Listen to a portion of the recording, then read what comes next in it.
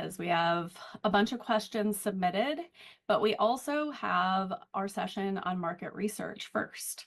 So how this is going to work is I'm going to present the market research section, and I'm not going to take any questions or look at the chat during this so it doesn't distract me and you guys have a really good clean recording for the modules. After that, I am going to open it up for just a couple of minutes, depending on how long this goes, for any questions relating to the market research. And then we'll go into the regularly submitted questions for today. So having said that, we might go over a little bit. I'm not sure. I do need to stop in 2 hours, so we're not going to go past 2 hours no matter what today. All right, are you guys ready? Because I'm not going to go over the calendar or anything today. I think you guys can, you can tell where the calendar is. I don't think I need to waste time with that. Okay. So the first thing that we're going to do is I'm going to give you your workbook. All right, so I'm going to drop the link to your workbook in the chat, and I'm going to try to pin this. I hope it lets me out. It won't let me pin it. Okay, so the link to the workbook is in the chat. If anybody comes in later, I'll try to repost it. If any of you would be so kind as to repost it too, that would be helpful. Let me share my screen so we can get started here. The workbook looks like this. You just want to click the use template. You need to be signed into a Google account, and you just click use template, and then you'll be able to type in it. All right. Any questions before I get started? Okay. We're just going to go. And just so I know a lot of you aren't familiar with my modules, but I will always give you my slides. So don't feel like you need to take screenshots. You can, but I'm going to give you my slides. So you'll have access to them and you can do whatever you want with them. And the workbook link will also be posted in the modules. So here we go. Market research. All right. Who knew we could have a whole presentation on market research? Okay. Let's see. I'm going to share. Actually, I think what we'll do is we'll do this like Melissa does this. I'm not used to having calls this early, guys.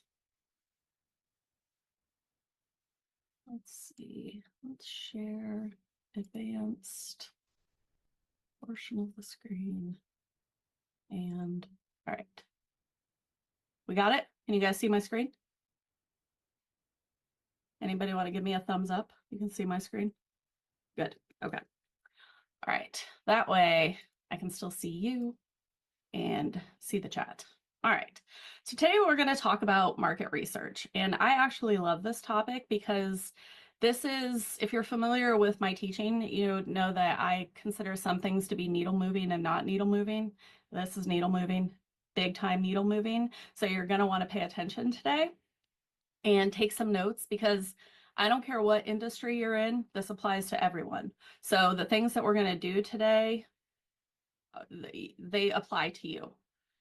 So market research is one of the most underutilized yet essential tools in your arsenal when it comes to accelerating your business. And here's why.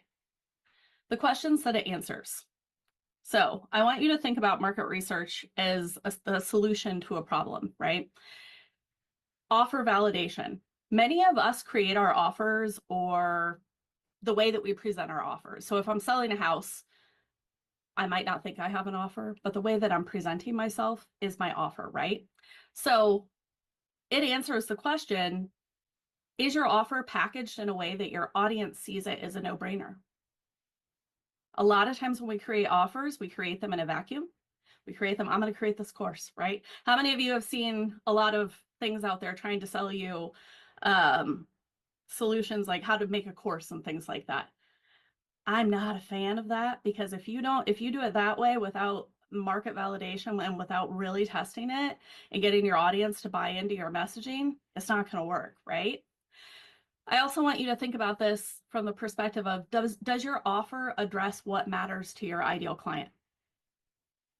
You may think it does, and that's cool, because maybe it solved your problem when you went through the problem, but does it address what matters to your current audience? And that just could be, is it named effectively? Sometimes we name our offers and we don't seem to realize how essential it is to name it in a way that makes sense to somebody, that makes sense to everyone, right? We want, and this is a topic for another day, but we want our offers to be named in a way where I can refer it.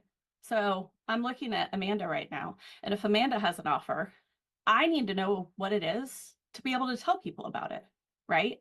So, and it's the same kind of thing depending on what you do. I need to know what Amanda does to be able to tell her about it, right? So you can think about that in the same way. The next thing is just your pricing. And pricing is a question that a lot of people ask me about.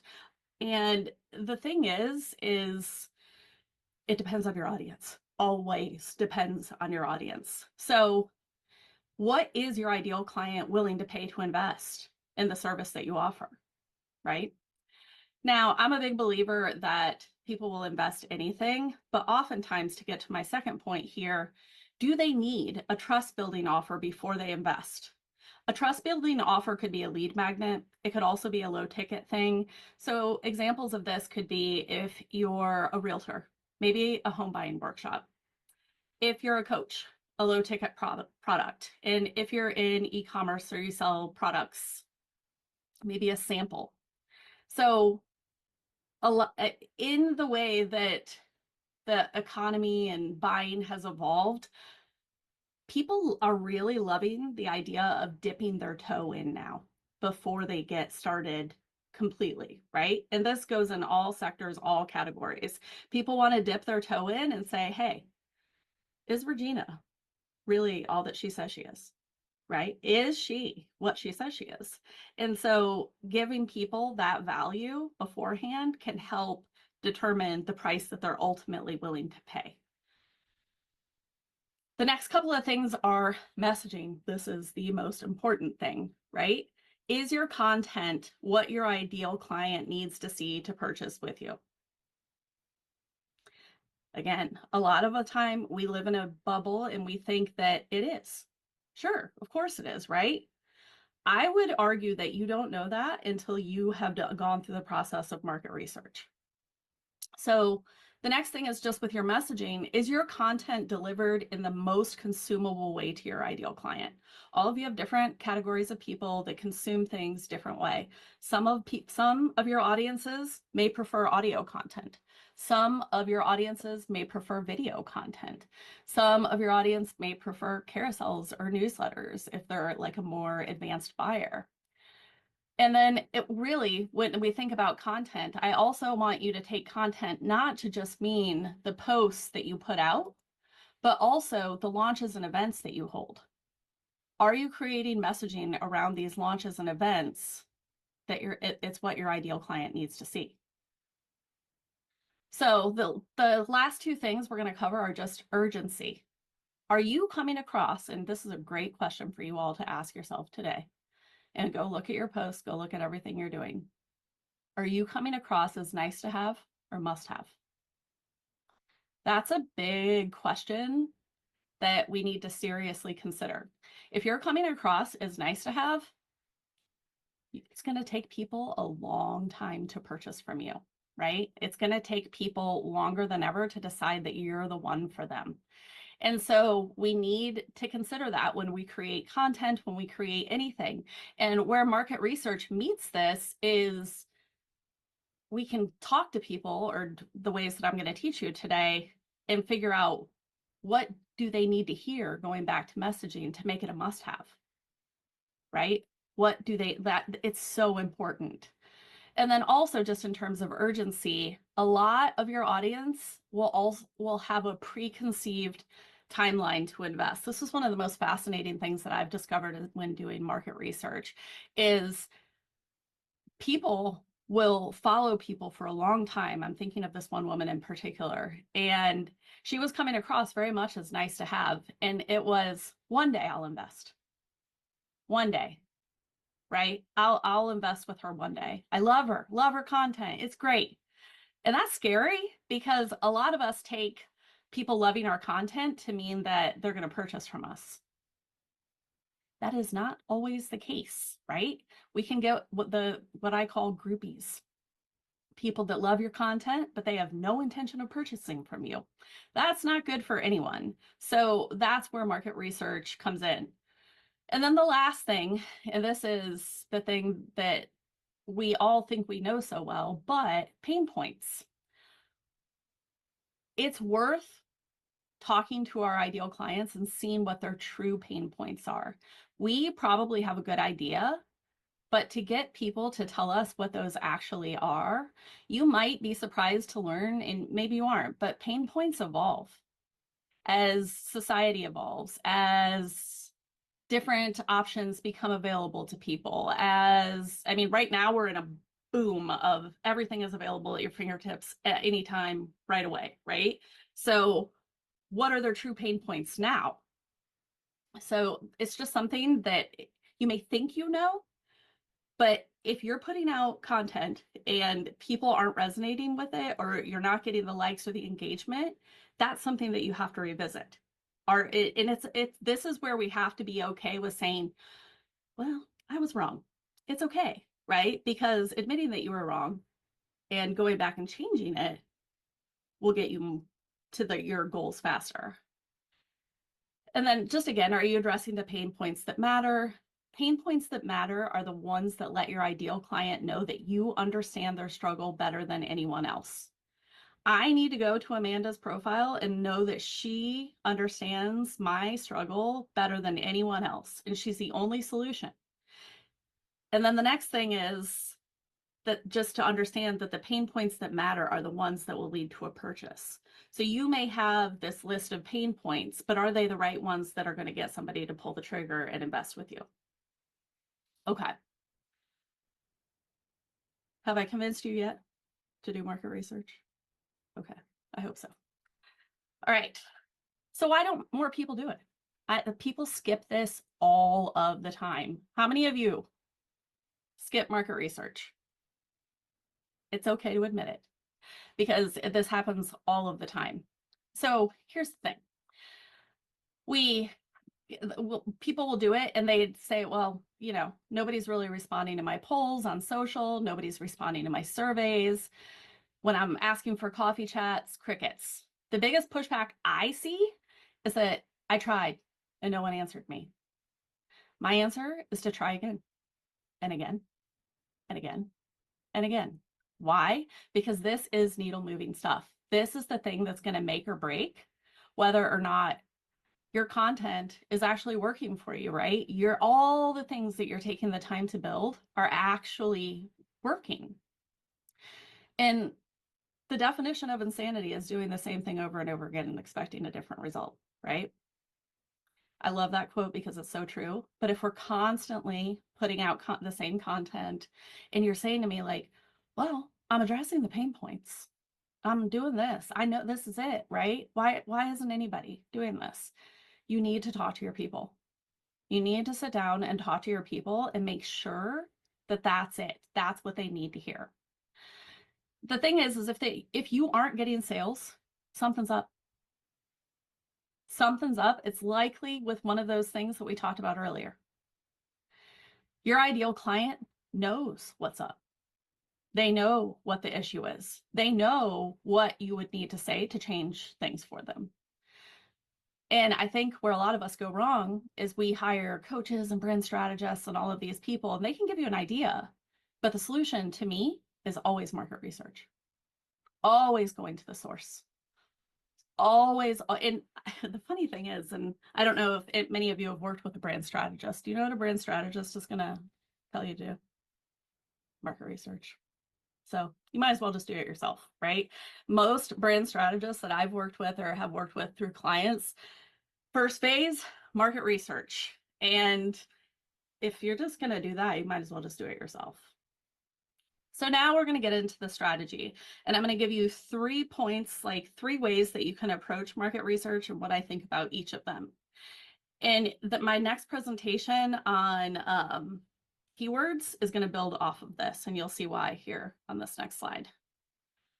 So the first market research strategy is doing keyword research. And keyword research is necessary to meet your ideal client at their search. Think about that. I want you to really understand this concept, because if your ideal client is out there in the world, right? They meet you when they're searching and you show up. That's where keyword research comes in. And while that's a necessity, it does not tell you any of the things that market research does, right? All those things that we talked about in the beginning, it can give you an idea, right? If we're doing keyword research, it can give you an idea of what those things are, but it doesn't replace market research. It's a foundational step. Consider it your jumping off point. So I put this little graphic here to kind of give you an idea. Your ideal client meets you at keyword research. Then they join you. Through market research, that's what equals sales. Does that make sense? You need both, unfortunately, right? We need keyword research. We need to understand what our ideal clients are searching for. And the great thing is that if we do market research, we can work backwards and figure out what our ideal client is searching for, because we can ask them, right? So but you have to cover both bases, because we need to meet people. We need people to be able to find us, because I don't know about you, but I don't want to be searching for people for the rest of my life. I don't know. I don't want to be going into the LinkedIn search bar and trying to find this person and that person and another group. The goal would be for people to come to us, right? And that's where keyword research makes all the difference. And that's what we're going to go over when we go over keyword research. So that's the first level. The second level are polls and surveys. And so a poll is like a LinkedIn poll, something that you would post, maybe polls in your Instagram stories, polls on social in general. And polls are great. They give you bite-sized answers to your questions. There's a couple of problems with polls, though. The first being, if you post them on social media, how many of you feel like you have people that are not your ideal client following you? Most of us. How do you know that your ideal client is answering that poll, right? So it's just something to think about. And then the next problem with polls is just people pass over them, right? So it's not as effective as the next step that I'm going to talk to you about. They're a good addition. And all of the things that I'm teaching you today, so the next step that I'm going to teach you, once you get that going and you understand the right things that you need to say, the urgency that you need to convey, all of those things, all of the rest of the things are going to work better. So your polls are going to work better, right? Because people are going to be interested in what you have to say. Your surveys are going to work better too. Surveys are helpful, but they have to be incentivized. Well, let's just say some random person that you just met, or that maybe you've known of, they're in your network, they sent you a 10-question survey. How likely are you to prioritize it? You're just not. And so this is why when I say in the beginning here to do it again and again and again, we have to be realistic. If you go into your DMs and you send 80 people a survey, the odds of anybody actually taking you up on that are slim, right? I mean, the surveys are great, especially if you can get people to elaborate and take the time to write out their answers. It mimics the next step. But if we can't get people to take them, it's a challenge. So including an irresistible incentive is the best way to get traction with this method. So maybe a free coaching call or a free consult of some sort or something like that. And, and some of you may be thinking like, gosh, I don't have time to do this. Do you really not? This is critical to creating the content and business ecosystem that people need to consume to buy from you. So I will tell you that in the beginning of my business, and some of you know this, I've said this probably 1,000 times, I was on calls with market research people all of the time. Like all that, and you know, initially when you don't have a bunch of discovery calls coming in, that's what I chased people for, was to get on calls with me or to, you know, take my survey. It was mostly getting on calls with me, which is the next step. But it was the thing that made me understand my people better than anything. It changed everything for me. So that leads us to our next step. And many of you are going to be like, oh my gosh, are you kidding me? But it is interviews. Interviews are the best way. So if you're shy, you're just going to have to practice on somebody in here. That's what I will tell you. You have a whole group, you have a whole community. Practice on somebody in here. I would love to see some of you set up like practice interview sessions and things like that for your market research interviews. This is the best way to conduct market research. It's true, you have to get the person on an interview, and you're going to have to incentivize it to get them on the interview for sure. But the answers that you get from having a true conversation will give you an endless supply of marketing material, endless supply of marketing material that you can use. And I'm just going to give you a little tip here. So part of the way that I tried to get people onto market research calls with me initially was I themed my calls as collaboration and connection. Those were the way that that's how I titled my calls, is collaboration and connection. Does that sound more inviting? Right? Does it sound like reciprocity? Exactly, right?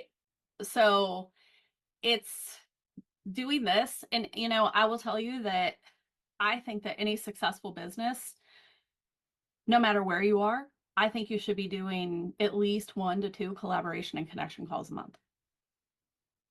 Right? Because you're always, then you're stockpiling that information, because unfortunately, market research definitely needs to be done more than once. It's not a one-time thing at all. So, interview tips. Yep, I love that. Joanna says I called it mining for goal.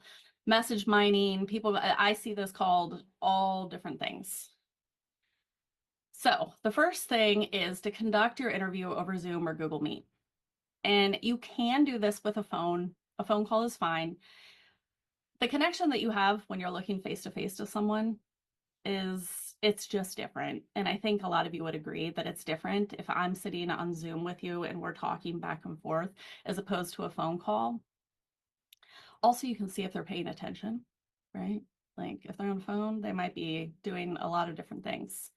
So the next reason is I want you to use an AI note taker, and I have a list of resources at the bottom of your workbook. If somebody could post the workbook link again, I would truly appreciate it, for those that came in later. But Fathom.video is one of my favorite AI note takers, and the free version will do you good. It is great, and once you see the descriptions that it sends and the notes that it takes, you will be a big fan. And the reason why I'm asking you to do this, you can do this through Zoom too. I'm not a huge fan of the transcripts that Zoom generates with AI. I think they have a lot of work to do. Yeah, and there are definitely other ones, Otter and other things. So if you've used one and you like it, that's good. But Zoom is not my favorite. So the reason I'm asking you to use a note taker is because I don't want you to take notes on the call. Don't want you to take notes on the call. It's so important to remember this. No matter what, your AI note taker is writing it down. You could record it. You can ask to record it to say, do you mind if I record this? That's a possibility too. Then you can watch it again. But I want you to be as present as possible when you're on this call, right? Because I'm going to give you some sample questions, but have you ever been in a great conversation and it just evolves, right? And you realize quickly that I didn't know what I needed to ask, but the person will lead you to the next question to ask. Does that make sense? So that's why we want to be present in the conversation so that we can pivot and take it where it needs to go. The other thing that I'm going to tell you is that, you know, stick to a time limit. People's time, all of your time, is so precious, right? And when we tell people that we're going to get on a call with them, giving them a time expectation, 15 to 20 minutes is a reasonable ask. I started my business 7 years ago and I got people for 30 minutes. If you feel like you can, and if you have luck with it, you can do 30 minutes. I probably wouldn't try to go more than that. It's just and the other thing is when we're on the call, I know this probably goes without saying, but we want to be super respectful of people's time. In the beginning of the call, say, you know, I'm so appreciative that you're here. I want to stick to our 20 minutes today, so let's jump right in and just get the conversation going. Does that make sense? Okay. Yes, somebody just said you cannot write and listen at the same time, and I could not agree more. So now you're probably asking me, where do I find the right people to interview, right? So you're going to have to be flexible with finding the right people to interview. Some of you have broader categories of ideal audience where it could be anyone, right? And many of you have that. So here's what I'm going to tell you. I need you to narrow down your search. And this is going to require you to kind of draw a line in the sand. And even if you have to go back and it's in sand, think about it that way.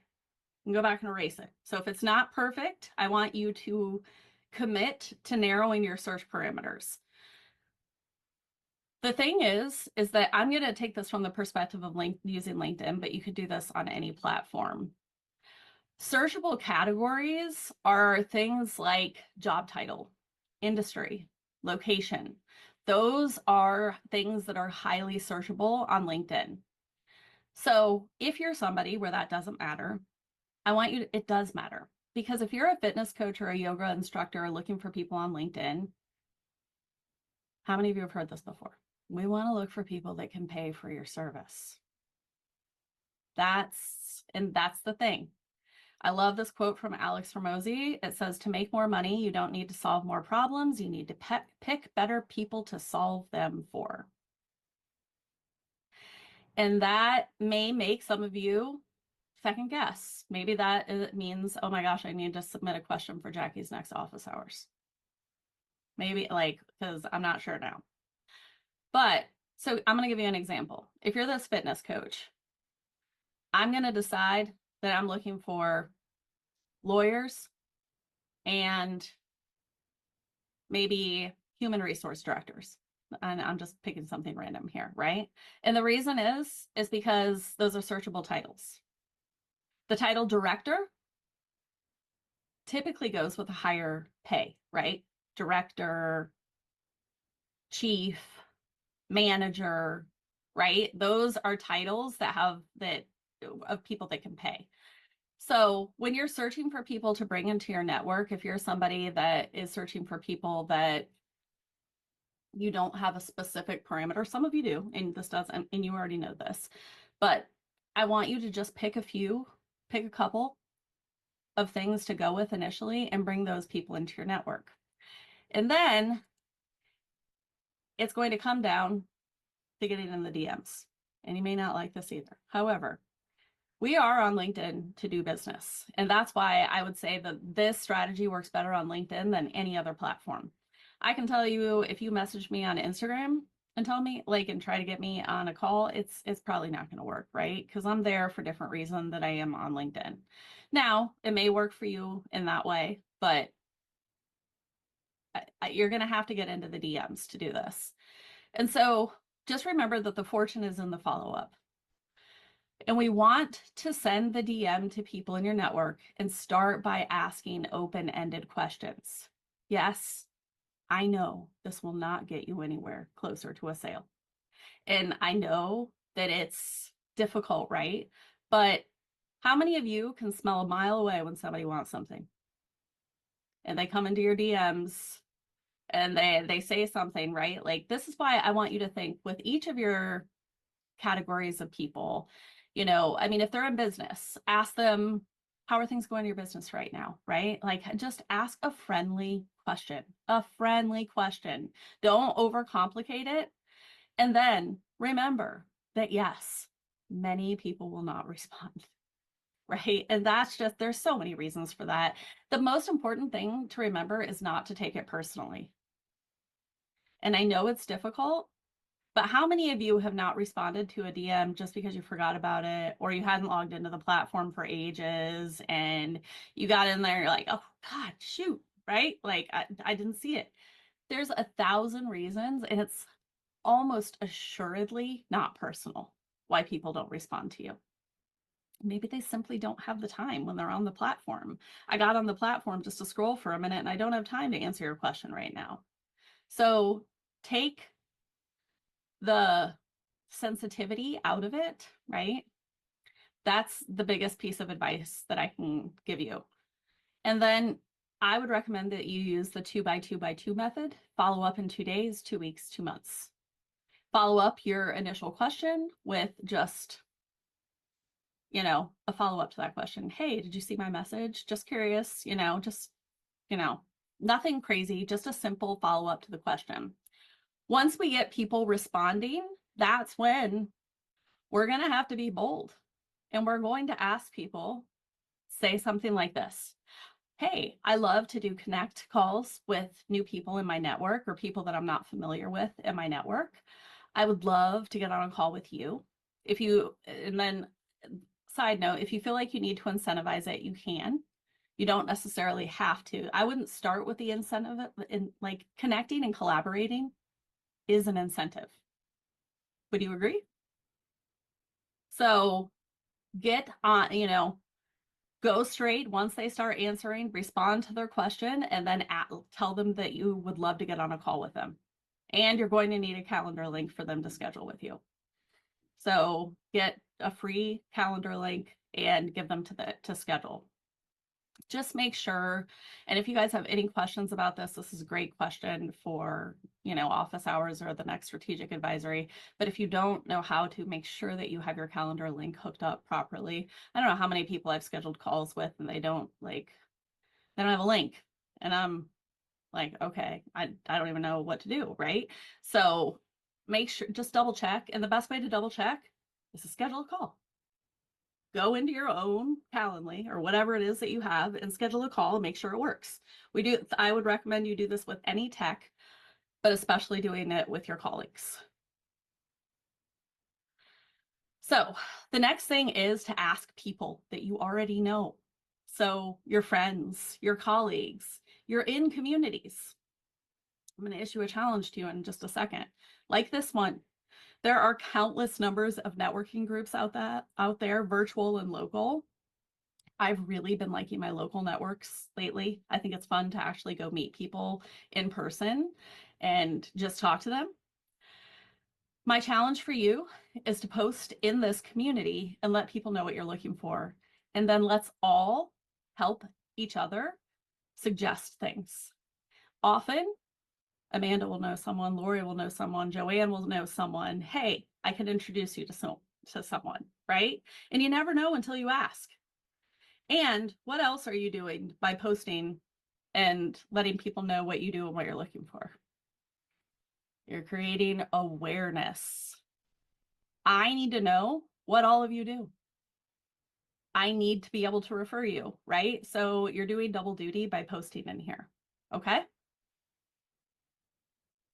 The next thing, and I have a link to this at the bottom of your workbook, are just some ideas for questions. And this is something that we can brainstorm together. If you guys want to, if you do the workbook, go through the workbook, and then we can brainstorm what the questions would look like for you. So one of the best questions I think you can ask is, on a scale of 1 to 5, with 5 being most important, how important do you consider the problem that you solve? So if you're a realtor, a copywriter, what problem do you solve? Is that important to them? It's a very frank question, and you'll get some frank answers that it may not be important to them. And this is what I was talking about pivoting the conversation. From there, you could ask why it's not important, right? Or what would make it important, those types of things. And then also, how does the problem that you solve affect your life currently? So does it affect their daily activities? Does it give them stress? Is it financially related? The next one is, how urgent is it for you to solve this problem? And that is probably, this is the question that I think will surprise most of you, because most of you will get on with people and you'll think, oh my gosh, they need to solve this right away because I consider this such a problem, right? It's such a pain point, and you think that it is. But the thing is they're probably going to tell you a year. Yeah, I mean, next year. That tells us that we need to narrow down our language into things that they need to hear. And then things like, how much would you spend to solve this problem? It's also going to surprise you to hear what people would say. So then we can go back to the beginning of the presentation and think about, you know, that trust offer that you could put out there earlier. And then if you didn't solve the problem anytime soon, how would it affect your life? Just questions like that. These are good jumping off points in addition to demographics. All right, these are just the same things again. So let's say we've had 5 calls. I'm going to put it out there for all of you. You're going to get 5 calls right away. All of you are. We're going to have to test it, and then we're going to have to do it again. So testing. After you conduct your research, your interviews, all the surveys, you're going to want to take your summaries from your AI note takers and paste the results into ChatGPT, Claude, or Perplexity. I like Claude best. I linked all of these things in the bottom of your workbook, and I want you to put this prompt in. Here are the results of my recent market research interviews. Can you analyze this data for common words and themes? This is going to give you, if you do it in ChatGPT or Claude, these are the ones that I've done it in recently, it's going to give you like a spreadsheet style of like common words, things like that. What is that? Words for your content. Those are words for the things that you need to put out there. Those are the things that you need to be posting about. Those are the things that should be in your headline, right? Those are the things that actually matter. So running that search through there should give you a great jumping off point. You could also tell them after, you know, the next prompt you could do is you could say, after analyzing this data, ask what they would suggest. Like, give me a list of 50 possible post types from this content that I've given you. And you're going to get some stuff I'm not a fan of using AI straight out. Just, I want to make that very clear. You have to edit AI, you use it for research. But that would give you a great jumping off point of where to get started. And it's basing those on the results that you've gotten from your interviews. Does this all make sense? Do we understand where we need to go from here? Because then we need to do it again. So here are some times when we need to do market research. So when you're stuck, that's a great time to do market research, right? If people aren't engaging with you, if people aren't responding to you, if you're posting content to crickets, absolutely market research is the answer. When you're developing new freebies or lead magnets, that's a great time to do market research. When you're developing new offers, that's an even better time to do market research. Get on the phone with 5 people with your new offer, put together some questions, and see how they react to it. That will surely give you a better chance of succeeding when you go to market and sell it. And then with that, when we create conversion events, launches, any of those things, before we do them, let's do some market research and see if this is actually the way that people want it, right? A lot of times we might just do a single webinar and think like, oh, that'll be good, or a 3-day or something like that, when maybe our people just want it on demand. I don't know how many of you, but I want the content on demand. I don't want to have to attend a live event. I'm too busy and I don't want to have to attend a live event. So if I were your ideal client, that would be the market research for you, is I want a short webinar that I can watch all the time and buy from when I'm ready. That's what I would want. So these are just questions that I want you to think. And this should help you consider whenever you're stuck here, there, or everywhere. When you're stuck, right? Go back to market research, because that's going to be your next best thing. Okay, I'll stop here. And I'm going to also go to the bottom of the workbook here, and just share my screen again so I can show you some of the resources. So make sure you scroll down to the bottom. I also added a couple of articles that I liked. 68 market research questions to ask. This one is 80 plus market research questions to ask. I like these because they're broad and they will cover all of you. The ones that I have are more general. This will expand it and hopefully give you more ideas of what to put together. And this is content that I would love to look at from you. This is a great thing to submit for strategic advisory. This is a great thing to post in the community. This is a great thing for me to review, or for you to have your peers to review, right? Do you think I'm on the right track? But ultimately, what I'll tell you is the only way we're going to know if we're on track is to get on a call with somebody and ask them the questions. And then we're going to see if they respond. That was a mouthful. I got it done in 45 minutes. What do you guys think? Are you fired up about market research? I know it's a tall order, but hopefully. Anybody going to go out and do it this week? Good. Because don't wait. The longer you wait, the more you just kind of put things to chance, right? I mean, I think when we create things by ourselves and in a vacuum, it's a good start. But we need to bring those to the public to see how it tests, right? Market validation, market research, market validation. That's what we're always looking for, is market validation of our offers, of anything that we put out there. So put it on your calendar, do it, start posting about it. You can, and I didn't post about it, but you can post about it too. But here's the thing, if people aren't seeing your content and if people aren't responding in your network, you may not get many bites, right? So you can, but DMs to me are the best way. Literally go to your connection list and start, right? Yes, it's tedious. Yes, it's a pain, but the payoff is worth the grunt work that you're going to be putting in. Okay, I'm going to open it up. We'll do 10 minutes of questions about market research. You guys can raise your hand if anybody has any questions. I know I just threw a lot at you, so you may not have any questions right now. Joanna, yes.